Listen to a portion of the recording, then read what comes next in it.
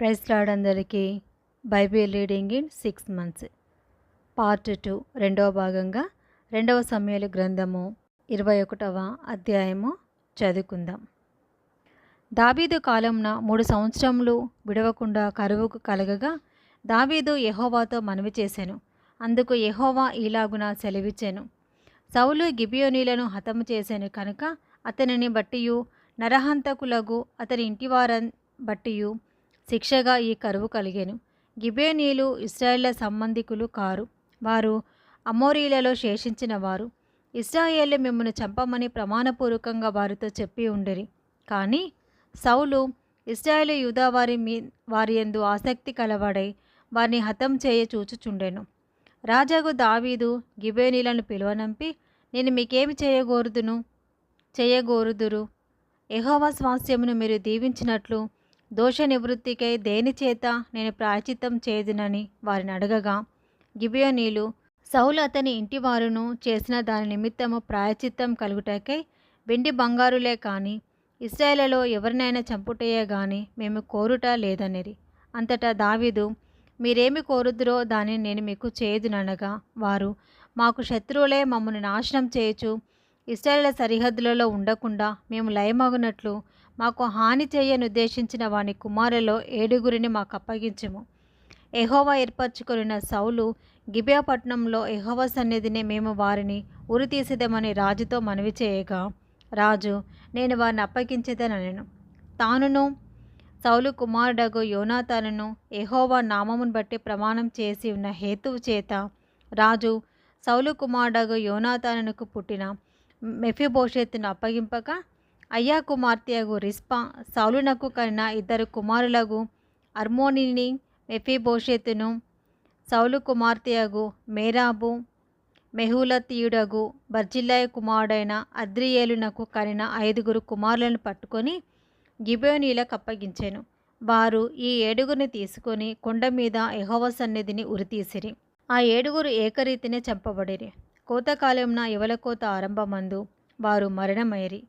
అయ్యా కుమార్తెయగు రిస్పా గోనెపట్ట తీసుకొని కొండపైన పరుచుకొని కోత కాలారంభము మొదలుకొని ఆకాశం నుండి వర్షము ఆ కళేబరముల మీద కురియు వరకు అచ్చటనే ఉండి, పగలు ఆకాశ పక్షులు వాటి మీద వాలకుండాను, రాత్రి అడవి మృగములు దగ్గరికి రాకుండాను వాటిని కాచుచుండగా, అయ్యా కుమార్తెయగు రిస్పా అను సౌలు ఉపపత్ని చేసినది దావీదునకు వినబడెను. కాబట్టి దావీదు పోయి సౌలు ఎముకలను అతని కుమారుడైన యోనాతాను ఎముకలను యాబేష్గిలాదు వారి యొద్ద నుండి తెప్పించెను.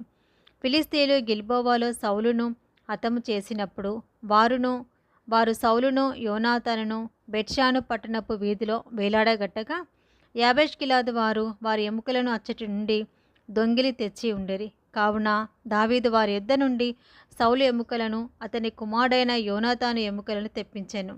రాజాజ్ఞను బట్టి ఉరితీయబడిన వారి ఎముకలను జనులు సమకూర్చిరి. సౌలు ఎముకలను అతని కుమారుడైన యోనాతాను ఎముకలను బెన్యామీల దేశమునకు చేరిన సెలాలోనున్న సౌలు తండ్రియగు కీషు సమాధి యందు పాతిపెట్టిరి. రాజు ఇలాగు చేసిన తర్వాత దేశం కొరకు చేయబడిన విజ్ఞాపనమును దేవుడు అంగీకరించెను. ఫిలిస్తీయులకును ఇశ్రాయేలుకును యుద్ధము మరలా జరగగా దావీదు తన సేవకులతో కూడా దిగిపోయి ఫిలిస్తీయులతో యుద్ధం చేయునప్పుడు అతడు సొమ్మసిల్లెను. అతడు రేఫాయిల సంతతివాడగు ఇష్పి బెనోబా అనొకడుండెను.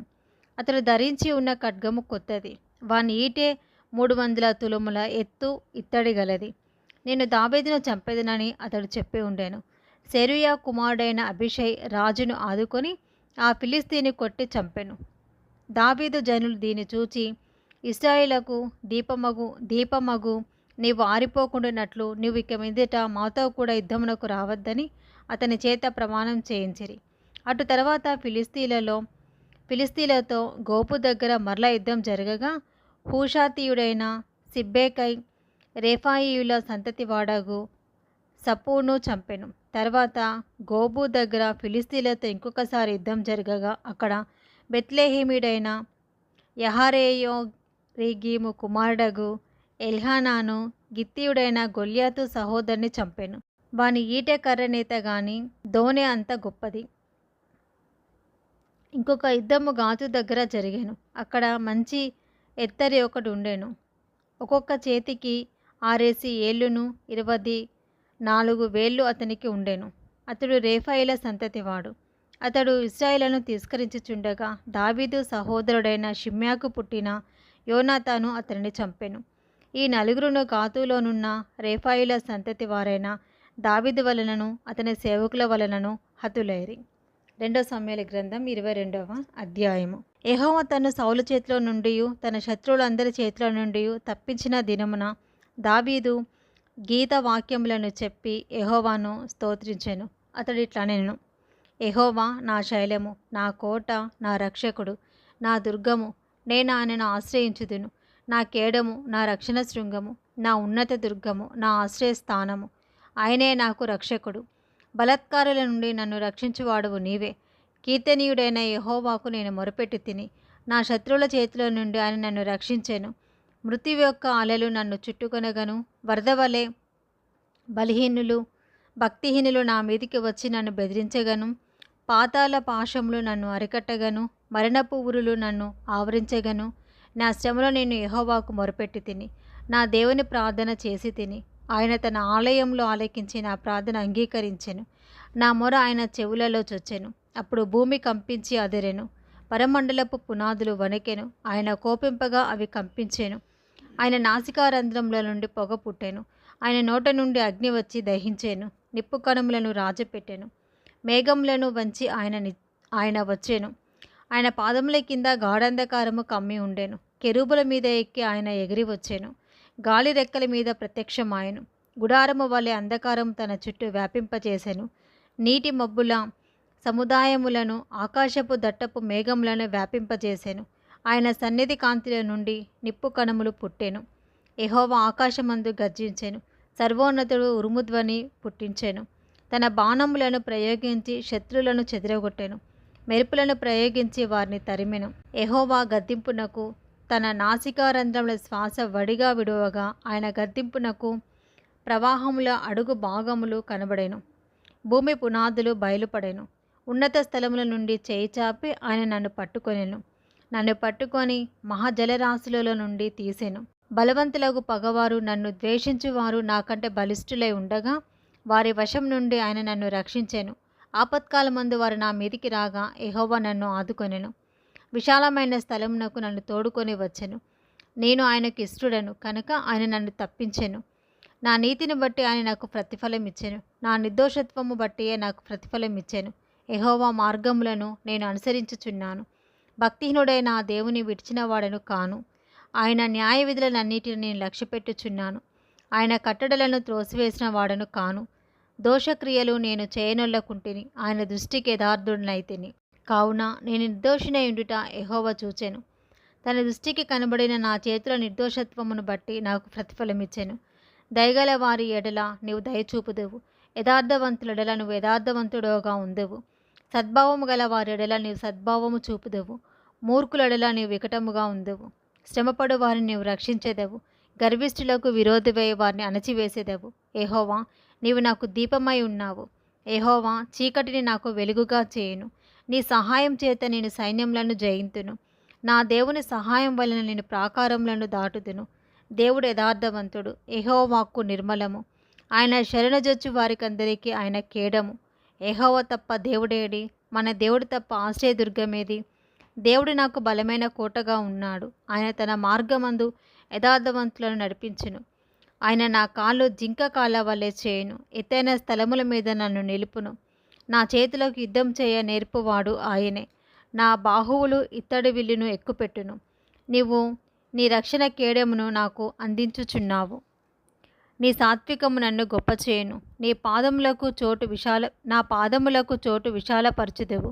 నా చీలమండలము బెనకలేదు. నా శత్రువులను తరిమి నాశనము చేయుదును. వారిని నశింపచేయు వరకు నేను తిరగను.